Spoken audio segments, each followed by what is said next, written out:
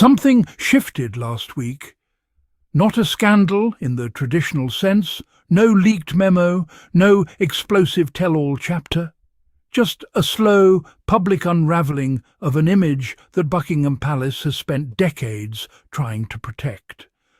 And by the time midweek rolled around, it was already too late to put it back together.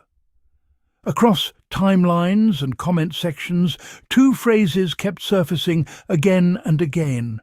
King Charles, the cruel and bad dad King Charles, not planted, not seeded by some PR machine working against him, but organically climbing until major outlets themselves couldn't ignore them anymore. When the hashtags trending against the sitting monarch start showing up inside the very coverage of legacy broadcasters, that's not noise, that's a signal. And if you've been watching this family as closely as we have, you already know. This is exactly the kind of week that tells you more about the House of Windsor than 100 stage-managed photo calls ever could. So stick with us, because we're about to walk through exactly what happened, in what order, and why the palace has absolutely nobody to blame but itself. Let's start with the numbers, because numbers are hard to spin. A YouGov panel. And this wasn't some anti-monarchy fringe poll. This was self-described royalists, people who like the institution, who want it to succeed.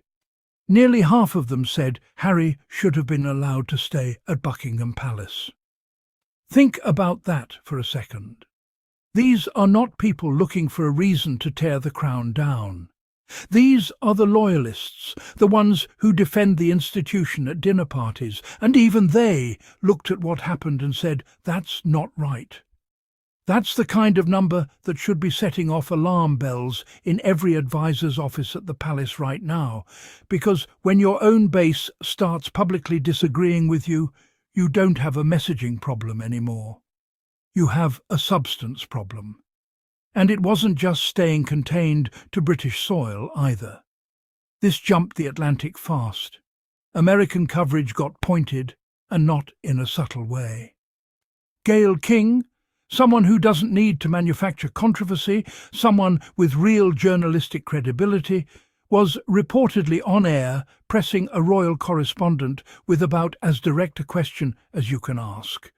Why couldn't Charles simply arrange to see his own grandchildren if he actually wanted to? Not a gotcha question, not a tabloid jab. A plain, human question that cuts straight through decades of royal protocol and gets to what any regular family would ask. Because strip away the crowns, the titles, the court circular entries, and what you're left with is a grandfather who apparently could have seen his grandchildren and, according to the reporting, didn't make it happen. That's not a constitutional issue. That's a choice. Then came the moment that really sealed it. Sky News on Thursday ran a headline that did something remarkable. It didn't editorialize. It didn't need to. It simply laid out the day, plain as day, a hospital, a zoo, and a crazy golf course. Harry visiting sick children. William out playing golf. Charles checking on a penguin's heartbeat. Read that back one more time. A hospital visit against a golf outing against a penguin health check. You could not write a more devastating contrast if you tried. And the brutal part is, nobody had to try. The palace's own diary handed the press this story on a silver platter. That's the thing about optics. You can control the message, but you can't always control the calendar. And last week, the calendar told a story the palace never would have chosen to tell about itself. Now, let's be fair here, because fairness matters, and honestly, being fair is exactly what makes this story land even harder. Charles and Camilla did show up for London Zoo's 200th anniversary that week. That's real. William did carry out a visit to Hastings and took part in a charity polo match. Nobody's claiming the working royals were sitting around doing nothing. The court circular for practically any given week is going to show a packed schedule across this family, because that's the job. That's what working royal actually means on a day-to-day level. But here's the uncomfortable truth the palace has to sit with. A full diary does not automatically win you the news cycle. You can check every box on your official schedule and still lose the public relations war in the same 7 days. And that is exactly precisely what happened here. Look at what Harry's 4 days actually consisted of.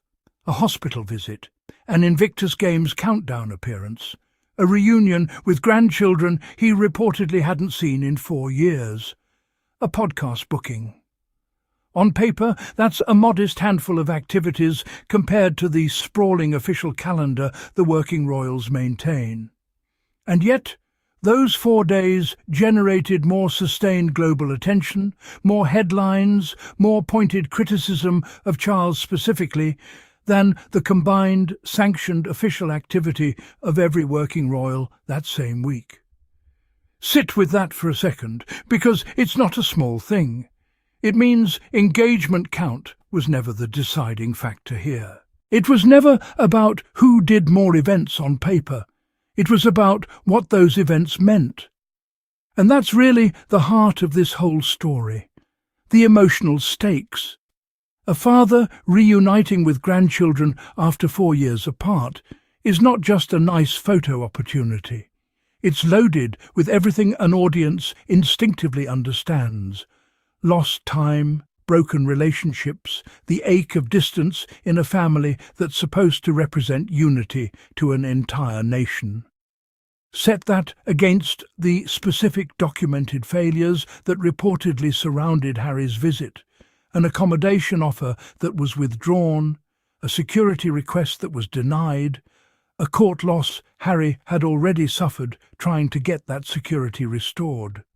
And you don't need a single conspiracy theory to explain why the public reacted the way it did. The story wasn't manufactured. It assembled itself plainly out of documented decisions. Here's what we think is the fairest, most accurate way to describe what happened to Charles this past week. It was reputational cost, not manufactured outrage. Nobody invented sympathy for Harry out of thin air. Nobody had to. The backlash came directly from the palace's own decisions being placed right next to Harry's own actions in the same news cycle side by side, and the comparison genuinely required almost no editorial spin at all. That should terrify anyone doing PR for that institution, because when the raw facts alone are enough to generate backlash, spin can't save you. You can't message your way out of a documented pattern, and that's the part worth sitting with the longest. A father who could have simply hosted his son without drama. A father who could have completed the promised security review on schedule, the one that was reportedly delayed. A father who could have avoided the appearance of pulling an accommodation offer at the 11th hour. Any one of those choices made differently would have denied the international press this exact comparison. There would have been no split screen, no hospital next to a golf course next to a penguin. Instead, the comparison wrote itself cleanly across outlets on both sides of the Atlantic that frankly don't agree on much else when it comes to covering this family. When CNN-adjacent commentary and British tabloids start converging on the same uncomfortable read of a story, that's not coincidence. That's consensus forming in real time, and consensus is exactly what a monarchy cannot afford to lose. Whatever the final, precise engagement tally turns out to be for any working royal this particular week, none of that changes the actual measurable outcome, and that outcome is what people are going to remember. A king being described as a deadbeat dad in international coverage. During the very same 7 days, his younger son was photographed doing goat yoga with grieving military children and reuniting with grandchildren he hadn't seen in years. That gap in public perception, the goodwill flowing toward Harry, the skepticism aimed at Charles, nobody rooting for Harry manufactured that gap out of nowhere. It was earned, decision by decision, documented, one choice at a time, over the course of a single brutal week that the palace will not be able to quietly bury. And that's really what keeps happening every time we cover this family, isn't it? The institution keeps insisting it's playing a long game, keeps insisting the optics will sort themselves out, keeps trusting that a full official calendar will always outshine anything happening on the other side of the family rift. But weeks like this, one prove over and over that the public doesn't grade on a curve. People don't care how many ribbon cuttings happened if the human story sitting right next to it is a grandfather seemingly choosing distance over connection. You can't outschedule a headline like that. You can only avoid creating it in the first place, and this week the palace simply didn't. So here's the real question we want to leave you with. How many more weeks like this can an institution built entirely on public goodwill actually absorb before the damage stops being reputational and starts being structural? Because reputational cost compounds. It doesn't reset every Monday morning, every side-by-side comparison, every organic hashtag, every YouGov number that skews the wrong way among the institution's own loyal base. That all stacks. And at some point, stacking becomes permanent. If this kind of honest, no-spin breakdown of what's really happening inside this family is what you come here for, make sure you're subscribed to Sussex Spotlight, because we are going to keep bringing you the stories the way they actually unfolded, week by week, decision by decision, without pretending the obvious isn't obvious. Hit that subscribe button, turn on notifications so you don't miss the next one, and drop a comment telling us what you think really should have happened this week. Because we read every single one of them. Thanks for spending this time with us. We'll see you in the next video.